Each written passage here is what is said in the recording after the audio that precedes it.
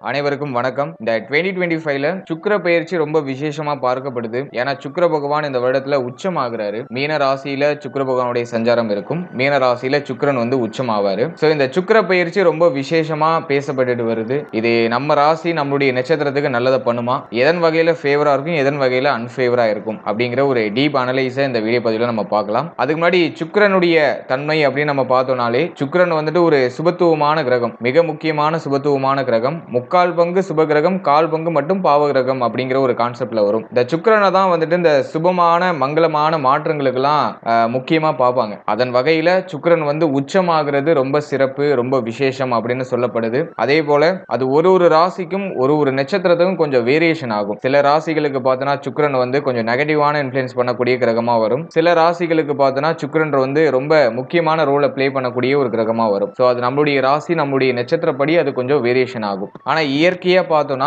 சுக்கிரன் முக்கால் பங்கு சுபகிரகம் உடைய அந்த சுக்கிரன் உச்சமாகிறது ரொம்ப விசேஷம், ரொம்ப சிறப்பு. அதன் வகையில இந்த 2025ல பார்த்தோம்னா கரெக்டா ஜனவரி 28ல சுக்கிரன் வந்து கும்பத்திலிருந்து மீனத்துக்கு டிரான்சிட் ஆவாரு. மேலும் மே 27th வரைக்கும் மீனத்திலேயே இருப்பாரு. ஆகவே இந்த ஜனவரி 28ல இருந்து மே 27 எக்ஸாக்டா சொல்லணும்னாக்கா சுமார் ஒரு 119 நாட்கள் மீன ராசியில சுக்கிரன் சஞ்சாரம் செய்வாரு. இதுல வந்து இடையில ஒரு 43 நாட்கள் வக்ரத்துல இருப்பாரு. கரெக்டா மார்ச் 1ல இருந்து ஏப்ரல் 12 வரைக்கும் வக்ரத்துல இருப்பாரு. சோ அந்த காம்பினேஷனும் வருது. ஓவரால் அந்த ஒரு 119 நாட்கள் சுக்கிரன் உச்சமாகிறதுனால மேலும் வக்ரம் ஆகிறதுனால நம்மளுடைய ராசி நம்மளுடைய நட்சத்திரத்துக்கு எந்த மாதிரியான பலன்கள் கிடைக்கும் அப்படிங்கறது அந்த பதிவுல ரொம்ப டீடெயிலா கிளியரா நம்ம பார்க்கலாம். வீடியோவை ஸ்டார்ட் பண்றதுக்கு முன்னாடி நீங்க நம்ம சேனலை சப்ஸ்கிரைப் பண்ணாம இருந்தீங்கன்னா மறக்காம சப்ஸ்கிரைப் பண்ணிக்கோங்க. அப்படியே பக்கத்துல இருக்க பெல் சிம்பலை கிளிக் பண்ணிக்கோங்க. அப்பதான் நாங்க போற இது போல பயனுள்ள பதிவுகள் உங்களுக்கு உடனுக்குடனே நோட்டிபிகேஷனாக கிடைக்கும். இப்போது கால சக்கரத்துக்கு 5வது ராசி சிம்மம். சிம்ம ராசிக்கு இந்த சுக்கிர பயிற்சி எப்படி இருக்கு அப்படின்னு பார்த்தோம்னா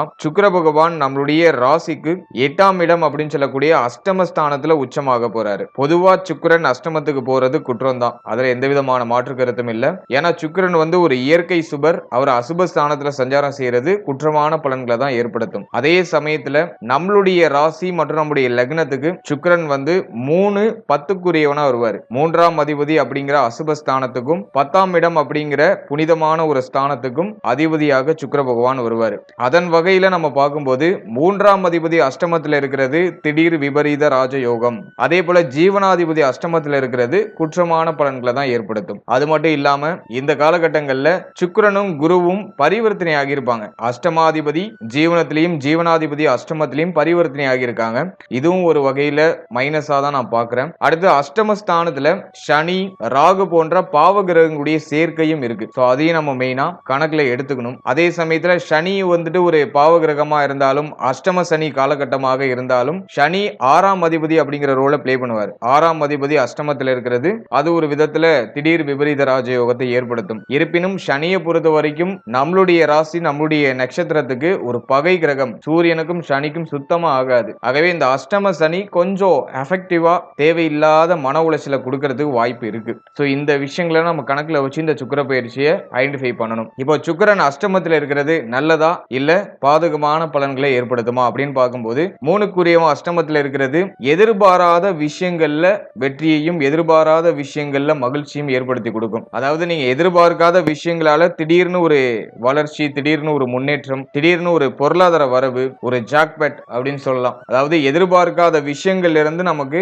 ஒரு நல்ல முன்னேற்றம் அப்படிங்கிறது ஏற்படும். அதே சமயத்துல நம்ம முயற்சி செய்யற விஷயம் தடைபடுற மாதிரி தாமதப்படுற மாதிரி ஃபீல் ஆகும். இந்த சுக்கிரன் 3ஆம் இடத்துல உச்சமாகிறதுனால உழைப்பே இல்லாம பொருளாதாரம் ஏதோ ஒரு ரூபத்துல நமக்கு கிடைக்கும். அது வந்துட்டு நமக்கு இந்த சுக்கிர பயிற்சியில ஒரு பாசிட்டிவான விஷயமா எடுத்துக்கலாம். மற்றபடி 3ஆம் அதிபதி அஷ்டமத்துல இருக்கிறது இளைய சகோதரத்துவம் சார்ந்த விஷயங்கள கவனமா இருந்துக்கணும். இளைய சகோதரத்துடைய உடல் ஆரோக்கியம், அவர்களோட அந்த பழக்க வழக்கம் சார்ந்த விஷயம், அதுல எல்லாம் கொஞ்சம் அக்கறையோட கவனத்தோட இருக்கிறது நல்லது. 3க்குரியவன் அஷ்டமத்துல இருக்கிறதுனால எந்த ஒரு விஷயத்தையும் கொஞ்சம் அனலைஸ் பண்ணி பண்றது நல்லது. எடுத்தோம் கவிழ்த்தோன்னு ஒரு விஷயத்துல இறங்கக்கூடாது. ஒரு விஷயத்துல இறங்குறதுக்கு முன்னாடி ஒரு வாட்டிக்கு 3 வாட்டி நல்லா கிராஸ் செக் பண்ணிட்டு அதன் பிறகு அந்த விஷயத்தை செயல்படுத்துறது நல்ல பலன்களை பெற்றுக் கொடுக்கும். அடுத்து ஜீவனாதிபதி அஷ்டமத்துல ஜீவனாதிபதியும் அஷ்டமாதிபதியும் பரிவர்த்தனை, இந்த காம்பினேஷன் கிரியேட் ஆகிறதுனால தொழில் உத்தியோகம் சார்ந்த விஷயங்கள்ல கூடுதல் விழிப்புணர்வோட செயல்பட வேண்டிய ஒரு காலகட்டம். நான் எதுக்காக சிம்மத்துக்கு இவ்வளவு வலியுறுத்தி சொல்றேனாக்கா அஷ்டமத்துல சுக்கிரன் உச்சமாகிறது குற்றம் தான், அதுல எந்த விதமான மாற்று கருத்தும் இல்ல.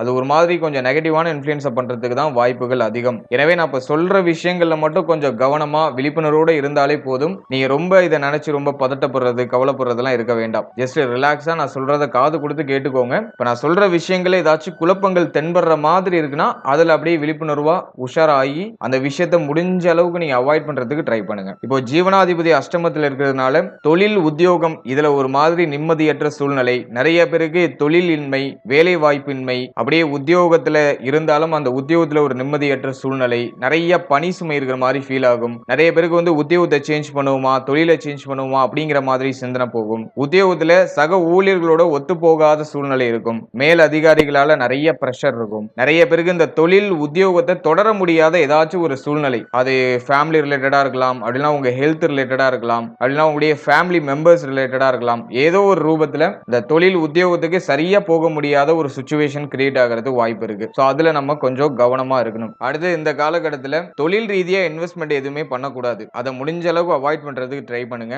ஆல்ரெடி நீங்க ஒரு தொழில் பண்ணிட்டு இருக்கீங்கன்னா எதிர்பார்க்காத சமயத்துல தொழில திடீர்னு ஒரு வளர்ச்சி, திடீர்னு ஒரு முன்னேற்றம் ஏற்படும். அந்த விஷயத்தை அப்படியே சுதாரிச்சு நமக்கு சாதகமா அதை பயன்படுத்திக்கிறதுக்கு முயற்சி பண்ணணும். நல்ல ரிட்டர்ன்ஸ் வருது அப்படின்னு சொல்லிட்டு ரீஇன்வெஸ்ட்மெண்ட் அந்த பணத்தை பண்ணக்கூடாது. சோ அதுல கொஞ்சம் கூடுதல் விழிப்புணர்வோடு இருக்கிறது நல்லது. வரக்கூடிய பொருளாதாரத்தை எந்த அளவுக்கு நீங்க பக்குவமா சுதாரிச்சுக்க முடியுமோ சுதாரிச்சுக்கிறது நல்லது. இன்வெஸ்ட்மெண்ட் சம்பந்தமான விஷயங்களை இந்த காலகட்டங்களில் முடிஞ்ச அளவுக்கு அவாய்ட் பண்றதுக்கு ட்ரை பண்ணுங்க. அடுத்தது எந்த ஒரு விஷயத்திலையும் ஒரு மாதிரி தயக்கம், இதை விஷயத்தை பண்ணுவோமா வேணாமா அப்படிங்கிற மாதிரியான குழப்பம், மன ரீதியா நிறைய வருத்தங்கள், ஏதாச்சும் ஒரு விஷயத்தை நினைச்சு வருத்தம் அடைஞ்சுக்கிட்டே கவலை அடைஞ்சுக்கிட்டே இருக்கிற மாதிரியான ஒரு சிச்சுவேஷன், இதெல்லாம் இயற்கையே இருக்கிறது வாய்ப்பு இருக்கு. சோ இதெல்லாம் நீங்க கொஞ்சம் ஓவர் கம் பண்ணி தான் வரணும். அடுத்து அஷ்டமத்துல சுக்கிரன் இருக்கிறது, மேலும் சனி ராகு போன்ற பாவ கிரகங்களோட சேர்ந்து இருக்கிறது, அதுலயும் சுக்கிரன் உச்சமா இருக்கிறது, ஹெல்த் ரிலேட்டடா ஏதாச்சும் மேஜரா இஷ்யூ கொடுக்கிறது வாய்ப்பு இருக்கு. ஆகவே நான் வந்து சிம்மத்துக்கு அதிகமா வார்னிங் கொடுக்கிற இடம் எது அப்படின்னு பார்த்தோம்னா உங்களுடைய உடல் ஆரோக்கியம். மற்ற விஷயங்கள் இருக்குது இல்ல, அதுல ஏதாச்சும் கஷ்டம் இருக்கு கவலை இருக்கு, அதெல்லாம் பிரச்சனை கிடையாது. அதெல்லாம் நீங்க ஓவர் கம் பண்ணிடுவீங்க. ஏன்னா வந்து சூரியனுடைய தன்மை பெற்ற ஒரு ராசி நம்முடைய சிம்ம ராசி, தலைமை பண்பு மிகுந்த ஒரு ராசி. எந்த ஒரு விஷயத்தையும் எப்படி ஹேண்டில் பண்ணணும் அப்படிங்கிற அந்த ஒரு வல்லமை உங்களுடைய இயற்கையாவே உண்டு. அதனால எவ்வளவு ஸ்ட்ரகிளான சிச்சுவேஷன் வந்தாலும் அதை எளிமையா சமாளிச்சு முன்னேறக்கூடிய பக்குவத்தன்மை உங்கள்ட்ட இயற்கையாவே இருக்கும். அதனால மற்ற விஷயங்கள்ல பிரச்சனை வருது குழப்பம் வருது அதை பத்திலாம் கவலையே இல்லை, அதை நீங்க ஈஸியா ஹேண்டில் பண்ணிடுவீங்க. ஆனா ஹெல்த் ரீதியா பிரச்சனை வந்துச்சுன்னா ஒரே அடியா அடிச்சு போட்டுரும். ஆகவே உடல் ஆரோக்கியத்துல ஹைப்பர் போக்கஸா இருக்க வேண்டியது ரொம்ப ரொம்ப அவசியமான ஒரு விஷயமா இருக்கும். ஏன்னா வந்து சிம்மத்தை பொறுத்த வரைக்கும் சனி அஷ்டமத்துக்கு என்ட்ராயிட்டாலே அஷ்டம சனியே உடல் ஆரோக்கியம் மன ஆரோக்கியத்தை வெகுவா பாதிக்க வச்சிரும். அதோட சுக்கிரன் ஜீவனாதிபதி பார்த்தோம்னாக்கா அஷ்டமத்துல உச்சமா இருப்பாரு. ராகு ஆல்ரெடி இருக்காரு, மே மாசத்துல தான் அந்த டிரான்சிட்லாம் நடக்குது. ராகுக்கு இது பயிற்சிலாம் மே மாசத்துல தான் இருக்கு. சோ அது வரைக்கும் உடல் ஆரோக்கியம் சம்பந்தப்பட்ட விஷயங்கள்ல கொஞ்சம் கூடுதல் விழிப்புணர்வோட இருக்கணும். குறிப்பா சொல்லணும்னாக்கா இந்த வயிறு சம்பந்தமான விஷயம், இந்த கழிவு நீக்க உறுப்புகள் சம்பந்தமான விஷயம், மேலும் நம்மளுடைய கண்கள் சம்பந்தப்பட்ட விஷயம், நம்முடைய முகம் சார்ந்த விஷயம், நம்முடைய தலைப்பகுதி சம்பந்தப்பட்ட விஷயம், இதுல எல்லாம் கொஞ்சம் கூடுதல் விழிப்புணர்வோட இருக்க வேண்டியது அவசியமானதா இருக்கும். அடுத்து ரொம்ப முக்கியமா இந்த வண்டி வாகனங்கள்ல அதிகமா அலைகிற மாதிரியே ஃபீல் ஆகும். ஏன்னா அஷ்டமத்துல கிரகங்கள் வந்து ஆக்டிவேட் பண்ணாலே அதிகமா அலைச்சல் இருக்கிற மாதிரியே ஒரு ஃபீல்னஸ் கொடுத்துரும். அதனால இந்த வண்டி வாகனத்துல டிராவல் பண்ணும்போது கொஞ்சம் கேர்ஃபுல்லா டிராவல் பண்ணுங்க. ரொம்ப வேகமாலாம் போக வேண்டாம். முடிஞ்ச அளவுக்கு வண்டி வாகன பயணங்களை அவாய்ட் பண்றதுக்கு முயற்சி பண்ணுங்க. அது மிகவும் கடினம் அப்படிங்கிறதுனால செல்லும் போது கொஞ்சம் கவனமா நிதானத்தோட செயல்படுறது நல்லது. அது மட்டும் இல்லாம ஒரு இடத்துக்கு கிளம்புறீங்கன்னா அங்க முன்கூட்டியே கிளம்புறதுக்கு முயற்சி பண்ணுங்க. அரை மணி நேரத்துல போகணும்னாக்கா நீங்க ஒரு மணி நேரத்துக்கு முன்னாடியே கிளம்பி ப்ரிப்பேர்டா ரெடி ஆகி டிராவல் பண்றதுக்கு முயற்சி பண்ணுங்க. இதெல்லாம் நான் உங்களை பயமுறுத்தணும் அப்படிங்கிறதுக்காக சொல்லல. அஷ்டமஸ்தானம் வெகுவா ஆக்டிவேட் ஆகுது. அது அஷ்டமஸ்தானத்துல கிரகங்கள் இருந்தாலே ஒரு மாதிரி குற்றங்கள் பண்ணும். அதுல வந்துட்டு பாவ கிரகங்களுடைய கூட்டணி வருது, சுக்கிரன் உச்சமாகுது. எனவே இந்த ஒரு 119 நாட்கள் கொஞ்சம் விழிப்புணர்வோட இருந்தா நல்லா இருக்கும் அப்படின்னு தோணுச்சு. அதனாலதான் நான் உங்கள்கிட்ட பர்சனலா ஓபன் டு ஓபனா உங்கள்கிட்ட நான் சொல்றேன். இப்ப நான் சொல்ற விஷயங்களை நினைச்சு நீங்க அதுக்கு தனியா பயந்து குழப்பிக்கணும்னு அவசியமே கிடையாது. ஜஸ்ட் அஷ்டமஸ்தானம் வெகுவா ஆக்டிவேட் ஆகுறதுனால எனக்கு உங்கள்கிட்ட பர்சனலா சொல்லணும்னு தோணுச்சு. அதனாலதான் இந்த இடத்த மட்டும் நான் அழுத்தம் கொடுத்து உங்கள்கிட்ட நான் சொல்றேன். அதனால கொஞ்சம் கவனமா கேர்ஃபுல்லா நீங்க டிராவல் பண்றது நல்ல பலன்களை நிச்சயமா பெற்றுக் கொடுக்கும். அடுத்தது திருமண முயற்சி, திருமண வாழ்க்கை, இதுக்கும் அந்த அளவுக்கு சாதகமா இருக்கிற மாதிரி தெரியல. 7ஆம் இடத்துல ஆல்ரெடியே சனி கண்டக சனியா இருந்து வாழ்க்கை துணை, திருமண முயற்சி, திருமண வாழ்க்கை இதெல்லாம் ஒரு மாதிரி கசப்பா ஒரு நிம்மதியற்ற சூழ்நிலையில தான் டிராவல் ஆயிட்டு இருக்கு. வாழ்க்கை துணைக்கு உடல் ஆரோக்கிய ரீதியா ஏதாச்சும் பிரச்சனைகள் அப்படிங்கிறது மாத்தி மாத்தி வந்திருக்கும். வாழ்க்கை துணையால ஏதாச்சும் மன வருத்தங்கள் மாத்தி மாத்தி வந்திருக்கலாம். இப்படி கடந்த காலகட்டம் நம்மள இப்படிதான் எடுத்துட்டு போயிட்டு இருக்கு. இனி வரக்கூடிய அடுத்த காலகட்டங்களும் அந்த அளவுக்கு ஃபேவரா இருக்குன்னு சொல்ல முடியல. ஆகவே திருமண வாழ்க்கை சம்பந்தப்பட்ட விஷயங்கள்ல கொஞ்சம் கொஞ்சம் கவனமா இருக்கணும். குறிப்பா வாழ்க்கை துணை சார்ந்த விஷயங்கள்ல கொஞ்சம் எக்ஸ்ட்ரா கேரிங் இருக்கிறது நல்லது. அவருடைய உடல் ஆரோக்கியம், மன ஆரோக்கியம் இதுல கொஞ்சம் கவனம் செலுத்திக்கிறது நல்லது. அது மட்டும் இல்லாம திருமண வாழ்க்கையில ஒரு சகிப்புத்தன்மையோட செயல்படுறதுக்கு முயற்சி பண்ணணும். ஏன்னா அந்த நேரத்துல அடிக்கடி வாக்குவாதம் வரும். நீங்க சொல்றது அவங்களுக்கு ஒத்து வராது, அவங்க சொல்றது உங்களுக்கு ஒத்து வராது. நிறைய பேரு சண்டை போட்டு பிரிஞ்சு இருக்கிற தன்மை இதெல்லாம் இயற்கையா இருக்கிறதுக்கு வாய்ப்பு இருக்கு. முடிஞ்ச அளவுக்கு சகிப்புத்தன்மையோட அனுசரிச்சு செயல்படுறதுக்கு ட்ரை பண்ணுங்க. அது உங்களுக்கு நிச்சயமா நல்ல பலன்களை பெற்றுக் கொடுக்கும். முக்கியமா வாழ்க்கை துணையுடைய உடல் ஆரோக்கியத்துல கவனம் இருக்கணும். உங்களால உங்களுடைய வாழ்க்கை துணைக்கோ உங்க வாழ்க்கை துணையால உங்களுக்கோ ஏதாச்சும் வருத்தங்கள் ஏற்படுறதுக்கு வாய்ப்புகள் அதிகம். ஆகவே அதுல கொஞ்சம் நீங்க கவனம் செலுத்துகிறது நல்ல பலன்களை பெற்றுக் கொடுக்கும். அடுத்து திருமண முயற்சியை பொறுத்த வரைக்கும் நிறைய பேருக்கு திருமண முயற்சி பண்ணி ஒரு நல்ல வரன் அமையல அப்படிங்கிற மாதிரியான ஒரு சலிப்பு தன்மை வந்திருக்கும். நிறைய பேருக்கு திருமணம் இன்னும் ஆகலை அப்படிங்கிற மாதிரி ஒரு வருத்தம். இது 7ஆம் ஸ்தானம் அதே போல 8ஆம் ஸ்தானம் ஆக்டிவேட் ஆகும்போது இயற்கையா அந்த தன்மையை கொடுத்துரும். திருமண முயற்சிகள்ல கொஞ்சம் நிதானம் அப்படிங்கிறது இருக்கணும். அவசரப்பட்டு எதையும் நீங்க மூவ் ஆன் பண்ணாம இருக்கிறது நல்லது. அதே போல இந்த நேரத்துல வரன்கள் பாக்குறீங்கன்னா நல்ல பொருத்தம்லாம் பார்த்து திருமண முயற்சிகள்ல இறங்குறது நல்லது. ஏன்னா மோஸ்ட்லி பார்த்தோம்னாக்க இப்ப வரக்கூடிய வரன்கள்லாம் நமக்கு பொருத்தம் இல்லாத வரன்களா வரதுக்கு வாய்ப்புகள் அதிகம். ஆகவே நல்லா பொருத்தம் பார்த்து கரெக்டா மேட்சிங்லாம் இருக்கான்னு பார்த்து திருமண முயற்சிகளை நீங்க மேற்கொள்றது நல்ல பலன்களை பெற்றுக் கொடுக்கும். அவசரம் காட்ட வேண்டாம், நிதானத்தோட செயல்படுங்க. அவசரம் காட்ட வேண்டாம். நமக்கு நடக்கணும்னு இருக்கிற விஷயம் கொஞ்சம் கால தாமதம் ஆனாலும் அது நல்லபடியா நடக்கணும். ஆகவே இந்த திருமண முயற்சி சம்பந்தமான விஷயங்கள் எல்லாம் கொஞ்சம் கவனமா செயல்படுறது நல்லது. அடுத்தது இந்த காலகட்டத்தில் இந்த வம்பு வழக்கு கோர்ட்டு கேஸ்னு எதுலையும் இறங்க வேண்டாம். யாருக்கும் ஜாமீன் கையெழுத்து போறேன்னு சொல்லிட்டு போய் இறங்க வேண்டாம். சோ அதுல எல்லாம் நீங்க கொஞ்சம் கவனமா இருக்கணும். தேவையில்லாத பிரச்சனை நம்ம வீடு தேடி வரும், நம்மளை தேடி வரும். நம்ம அதுல இருந்து முடிஞ்ச அளவுக்கு அப்படியே புத்தி சாதுரியத்தை பயன்படுத்தி ஒதுங்கிக்கிறதுக்கு ட்ரை பண்ணணும். சோ அதுல நீங்க கொஞ்சம் கவனம் செலுத்திக்கோங்க. மற்றபடி அஷ்டமஸ்தானம் வெகுவா ஆக்டிவேட் ஆகும்போது மென்டலி நிறைய பிரஷர் இருக்கும். எதை பண்றதுனே தெரியாது. நமக்கு ஆறுதலான வார்த்தைகள் கிடைக்கிறதை விட நிறைய நம்மளுடைய மனசை காயப்படுத்துற மாதிரியான வார்த்தைகள் தான் நம்மளை சுத்தி இருக்கிறவங்க வாயிலிருந்தே வரும். நம்ம பார்க்குற இடம்லாம் நமக்கு ஏதோ நெகட்டிவா நடக்கிற மாதிரியே ஃபீல் ஆகும். இது அஷ்டமஸ்தானம் வெகுவா ஆக்டிவேட் ஆகும்போது நேச்சுரலா இருக்கிற தன்மை. இந்த அஷ்டமஸ்தானத்துடைய ஆக்டிவேஷன் விலகினதுக்கு அப்புறம் எல்லாம் நியூட்ரலைஸ் ஆயிடும். நமக்கு சாதகமா நிறைய விஷயங்கள் மாற ஆரம்பிச்சிடும். இப்போ நடக்கிறது ஏதோ நமக்கு புரியாத புதிர் மாதிரி இருக்கும். இப்போ கரண்ட்ல இருக்கிற அந்த சிச்சுவேஷனை வச்சு எந்த ஒரு முக்கியமான முடிவையும் எந்த ஒரு முக்கியமான மாற்றத்தையும் நீங்க எடுக்க வேண்டாம். ஏதாச்சும் குழப்பமா போற மாதிரி இருக்குன்னா அதை அப்படியே நீங்க ஸ்டாப் பண்ணி வச்சிருங்க. ஜஸ்ட் ரிலாக்ஸா உங்களுடைய மைண்டை நீங்க அப்படியே கொஞ்சம் கண்ட்ரோல் பண்றதுக்கு முயற்சி பண்ணுங்க. இந்த அமைப்புகள் மாறும்போது ஆட்டோமேட்டிக்கா எல்லாமே சால்வ் ஆயிடும். புரியாத புதிர்கள் எல்லாத்துக்கும் ஆட்டோமேட்டிக்கா நமக்கு விடையும் கிடைக்க ஆரம்பிச்சிடும். மற்றபடி 6ஆம் அதிபதி சனி பகவான் அஷ்டமத்துக்கு போகும்போது எதிர்பாராத விதத்துல நிறைய பொருளாதார வரவு, திடீர்னு ஒரு ஜாக்பெட், திடீர்னு ஒரு மாற்றம், திடீர்னு ஒரு வளர்ச்சி இதெல்லாம் எதிர்பாராத சைட்ல இருந்து நமக்கு கிடைக்கும். அதே போல சுக்கிரன் 3ஆம் அதிபதி 8ஆம் இடத்துல போய் உச்சமாகும் போது எதிர்பாராத விஷயங்களை எதிர்பாராத டைமிங்ல கொடுத்து நம்மள ஒரு விதமா மகிழ்ச்சி படுத்தி பார்க்கும். அதன் வகையில அது சிறப்பா நம்ம எடுத்துக்கலாம். ஓவராலா அந்த சுக்கிர பயிற்சியை பொறுத்த வரைக்கும் நிதானம் இருந்தாலே போதும். ஏன்னா நம்மளுடைய ராசி இயற்கையாகவே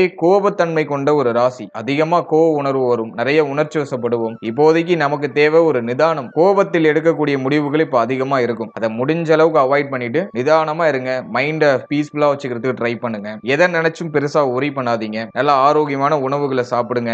ஆரோக்கியமான செயல்பாடுகள்ல ஈடுபடுங்க. மென்டலி கொஞ்சம் ஃப்ரீயா இருக்கிறதுக்கு உங்களுக்கு பிடிச்ச இடங்களுக்கு போயிட்டு வாங்க. நல்லா மெடிடேஷன் பண்ணி உங்களுடைய மைண்டை நல்லா ட்ரெயின் பண்ணுங்க. சோ அதெல்லாம் நமக்கு நிச்சயமா ஒரு சாதகமான போக்கை நமக்கு பெற்றுக் கொடுக்கும். சோ நான் இப்ப சொல்லியிருக்க விஷயங்கள்ல கொஞ்சம் நீங்க கவனம் வச்சுக்கோங்க. அதுல ஏதாச்சும் சிம்டம்ஸ் இருக்கு அப்படிங்கிற பட்சத்துல நிதானமா டிராவல் பண்ணுங்க. என்னை பொறுத்த வரைக்கும் அஷ்டமஸ்தானம் வெகுவா ஆக்டிவேட் ஆகும்போது தசாபுக்தி நல்லா இருக்கிறவங்களா இருந்தாலுமே அதோட சிம்டம்ஸை லைட்டா காமிக்கும். தசாபுக்தி ரொம்ப வீக்கா இருக்கிறவங்களுக்கு கொஞ்சம் நெகட்டிவான இன்ஃப்ளூயன்ஸ் அதிகமா இருக்கிற மாதிரி ஃபீல் ஆகும். தசாபுக்தி நல்லா இருக்கிறவங்களுக்கு அதோட சிம்டம்ஸ் ஆச்சும் லைட்டா அப்படியே மேலோட்டமா எட்டி பார்த்துட்டு போகும். அதனால உடல் மனம் இது ரெண்டையும் சீர்படுத்தி ரிலாக்ஸா டிராவல் பண்ணுங்க. எல்லாம் நிச்சயமா நமக்கு சாதகமா நடக்கும். வாழ்த்துக்கள். இப்போ நீங்க இதுவரைக்கும் பார்த்த பலன்கள் ஜஸ்ட் ஒரு கோச்சார பலன்கள் தான். கிரகங்களுடைய மாற்றங்களுக்கு ஏற்ப பொதுவா சொல்லக்கூடிய ஒரு பொது பலன் தான். இது உங்களுடைய ஜனனகால ஜாதகத்தில் நடக்கக்கூடிய தசாபுக்தி கிரக அமைப்புகளுக்கு ஏற்ப இந்த பலன்கள் எல்லாம் மாறுபடும். எனவே 100% பலன்களுக்கு உங்களுடைய ஜனனகால ஜாதகத்தை நீங்க உங்களுடைய குடும்ப ஜோதிடத்தை கொடுத்து ஒரு வாட்டி அனலைஸ் பண்ணிக்கோங்க. ரொம்ப முக்கியமான மாற்றங்கள் ஏதாச்சும் பண்ண போறீங்கன்னா உங்களுடைய ஜனனகால ஜாதகத்தை ஒரு வாட்டி செக் பண்ணிக்கிறது ரொம்ப நல்லது. மற்றபடி பேசிக்கான ஸ்டெப்லாம் நீங்க மூவ் ஆன் பண்றதுக்கு கோச்சாரமே போதுமானது. மேலும் இன்னொரு விஷயத்தை நீங்க நல்லா அண்டர்ஸ்டாண்ட் பண்ணிக்கணும். உடைய ஜனனகால ஜாதகத்துல தசாபுக்தி உங்களுக்கு ரொம்ப ஃபேவரா இருக்கு அப்படின்னாக்கா கோச்சாரம் வீக்கா இருந்தாலும் உங்களுக்கு நல்ல விஷயங்கள் தான் நடக்கும். அதே போல கோச்சாரம் ஃபேவரா இருந்து உங்களுடைய தசாபுக்தி உங்களுடைய ஜனனகால ஜாதகத்துல இருக்கக்கூடிய கிரக அமைப்புகள் வீக்கா இருக்கு அப்படின்னாக்கா கோச்சாரம் எவ்வளவு ஃபேவரா வந்தாலும் கொஞ்சம் நெகட்டிவான இன்ஃப்ளூயன்ஸ் தான் நடக்கிறது வாய்ப்புகள் அதிகம். எனவே உங்களுடைய ஜனனகால ஜாதகத்துல இருக்கக்கூடிய கிரக அமைப்பு, உடைய ஜனனகால ஜாதகத்துல நடக்கக்கூடிய தசா புக்தி இதை பொறுத்து தான் இந்த கோச்சாரம் அப்படிங்கிறது உங்களுக்கு அப்ளை ஆகும். ஸோ அதை நீங்க டீப்பா அண்டர்ஸ்டாண்ட் பண்ணிக்கிட்டு உடைய சேட்டை நீங்க ஒரு வாட்டி நல்லா ரீட் பண்ணிட்டு அதுக்கப்புறமா இந்த கோச்சார பலன்களை பார்த்து பயனடைகிறது ரொம்ப சிறப்பு. மேலும் நம்மளுடைய சேனல்ல இதுக்கு முன்னாடி சனி பெயர்ச்சி சிறப்பு பலன்கள் ரொம்ப கிளியரா ரிலீஸ் பண்ணியிருக்கோம். மார்ச் 29 நிகழ இருக்கிற சனி பெயர்ச்சிக்கான பொது பலன்கள் கிளியரா ரிலீஸ் பண்ணியிருக்கோம். 12 ராசிக்கும் ரிலீஸ் பண்ணியாச்சு. அந்த வீடியோக்கான லிங்க் டிஸ்கிரிப்ஷன்ல கொடுத்திருக்கேன். டைம் இருக்கும்போது செக் பண்ணி பாருங்க. மேலும் குரு பெயர்ச்சி, ராகுகேது பெயர்ச்சி அப்கமிங் வீடியோஸ்ல உங்களுக்கு அப்டேட் பண்ணுவோம். மேலும் நட்சத்திர பொது பலன்கள் ரொம்ப கிளியரா ரிலீஸ் பண்ணியிருக்கோம். உங்களுடைய ராசி, உங்களுடைய நட்சத்திரம், உங்களுடைய லக்னம் இந்த மூணுக்குமே ஒரு ஜெனரல் ப்ரெடிக்ஷன் உங்களுடைய லைஃப் எப்படி இருக்கும் அப்படிங்கிற ஒரு ஜெனரலான ஒரு விஷயம் நாங்க ரிலீஸ் பண்ணியிருக்கோம். ஸோ அந்த வீடியோக்கான லிங்க் நாங்க டிஸ்கிரிப்ஷன்ல கொடுத்திருக்கோம். ஒரு டைம் இருக்கும்போது அதையும் ஒரு வாட்டி செக் பண்ணி பாருங்க. நிச்சயமா அதுவும் உங்களுக்கு ஒரு பயனுள்ள ஒரு பதிவா இருக்கும். And finally very limited time. So be cool, stay happy, stay healthy and enjoy. வாழ்த்துக்கள்.